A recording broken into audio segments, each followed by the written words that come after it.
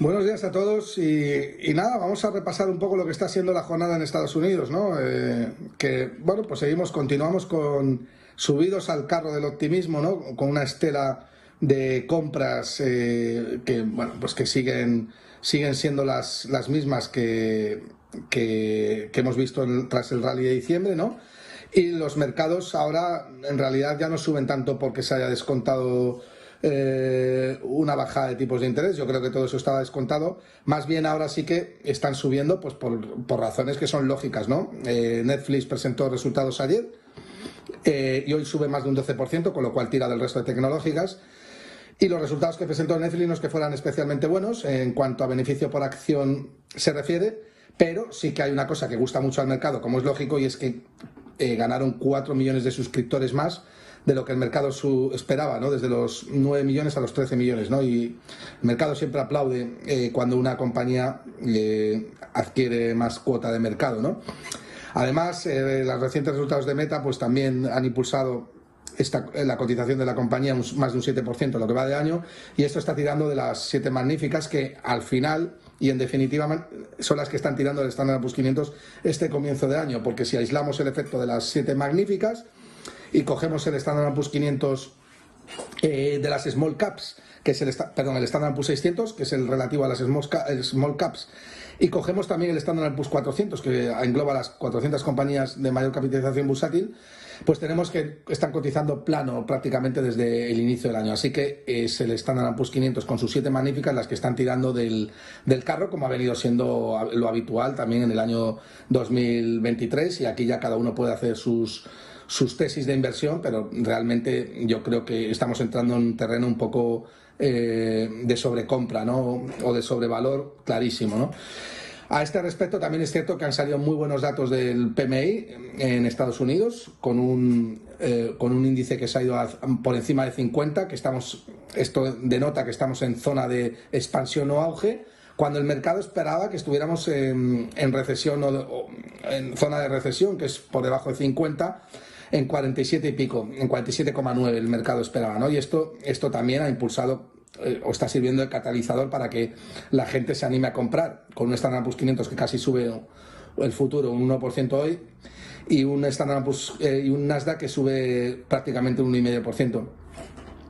La renta fija sigue cotizando de manera más sensata, la tasa libre de riesgo está por encima del 4%, con lo cual descuenta que los tipos de interés van a estar en promedio en los próximos 10 años en el 4%, y el oro pues está aguantando bien este escenario, lógicamente sufriendo y corrigiendo, pero sigue por encima de los $2.000 la onza, en un escenario de exagerado optimismo, pues debería de estar cotizando por debajo, ¿no? Pero cotiza en niveles sensatos porque está empezando, descuenta claramente que más tarde más temprano va a haber tipos de interés reales negativos y que la moneda fiat va a tender a envilecerse de una manera más acelerada, ¿no? Y este es el panorama que tenemos actualmente, ¿no? Bueno, pues seguimos en mi opinión, con un optimismo exagerado y vamos a ver qué pasa con la reunión de la Reserva Federal, que es prevista para la semana que viene, en la cual ya se descuenta prácticamente con un 100% de probabilidad que no va a haber bajada de tipos de interés, pero el foco va a estar en la rueda de prensa, ¿no? Y vamos a ver si el mensaje es hawkish o es dovish y bueno, si es... Imagino que la Reserva Federal intentará mandar un mensaje un tanto pesimista, ¿no? Dado que el mercado ya ha descontado todo el optimismo posible dadas las circunstancias, ¿no? Muy buenas a todos y todas, ¿qué tal? ¿Cómo estáis? Soy Javier Echeverry, responsable de Active Trades, y de nuevo esta sección desde el campito, relajados y hablando un poco sobre cosas sobre las que tenemos que reflexionar para nuestro trading diario.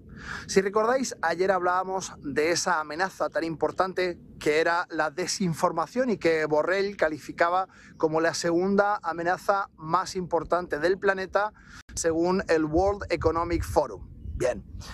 Siguiendo un poco con esta reflexión, vamos a hablar de la desinformación. Y es que la desinformación no solamente son las noticias falsas que se generan con expectativas determinadas, como comentó Borrell ayer, de esa desinformación que se había generado por parte de Rusia para sembrar discordia en la Unión Europea, sino que son cosas que tenemos muy enfrente de nosotros. Y veréis que esto tiene bastante relación.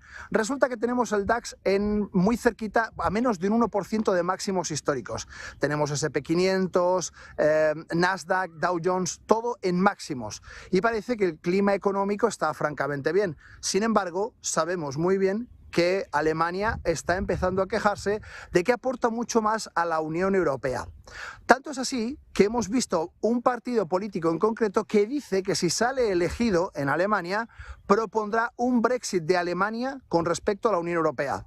¿Por qué motivo? Pues como os digo, porque piensan que están contribuyendo más que los países del sur de Europa y que por tanto la Unión Europea no está siendo provechosa para Alemania.